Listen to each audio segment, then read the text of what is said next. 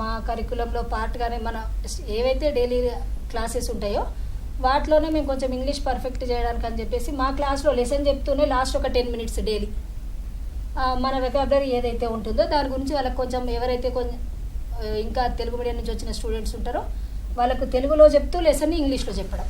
Okay, అలా చేయడం వల్ల వాళ్ళకు భయం పోతుంది. వాళ్ళకి ఎక్కడైతే డౌట్స్ ఉన్నాయో వాటన్నిటిని కూడా తెలుగులో చెప్పి మళ్ళీ టోటల్ ఇంగ్లీష్ మీడియంలో చెప్పకుండా ఫస్ట్ ఇంగ్లీష్ మీడియంలో లెసన్ అంతా చెప్పిన తర్వాత ఆ టాపిక్ అయిన తర్వాత లాస్ట్ 10 minutes తెలుగు మీడియం వాళ్ళపైనే కాన్సన్ట్రేట్ చేస్తూ వాళ్ళనే ఫోకస్ చేస్తూ వాళ్ళని నీకు ఎక్కడైనా డౌట్ ఉందా, నీకు ఈ వర్డ్ అర్థమైందా, పిల్లలు చెప్పలేరు.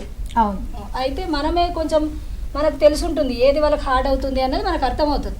వాళ్ళ ఫేస్ చూస్తేనే తెలిసిపోతుంది పిల్లవాడికి ఎంత అర్థమైంది అన్నది మనకు వాళ్ళ ఫేస్ చూస్తే అర్థమవుతుంది. ఎక్స్పీరియన్స్ లో చాలా మంది స్టూడెంట్స్ ని చూస్తూ ఉంటారు కాబట్టి అర్థమైపోతుంది. మనం టీచ్ చేస్తుంటేనే ఎవరు ఎట్లా వాళ్ళ నుంచి వచ్చే రెస్పాన్స్ ని బట్టి మనకు అర్థమైపోతుంది. కాబట్టి మనము నీకు ఇది అర్థమైందా కాలేదా, వస్తే నీకు ఈ వర్డ్ వచ్చా రాదా, అసలు విన్నవా ఇంతకు ముందు దీన్ని ఎప్పుడైనా. కాస్త ఓపికతో కూడుకున్న ప్రొఫెషన్ మీది. టీచర్ అంటే అంతే కదా, వాళ్ళ లైఫ్ ని మన సొంత పిల్లలు ఎట్లాగో వాళ్ళని కూడా అట్లా భావించినప్పుడే మనం న్యాయం చేయగలుగుతాం ఈ ప్రొఫెషన్.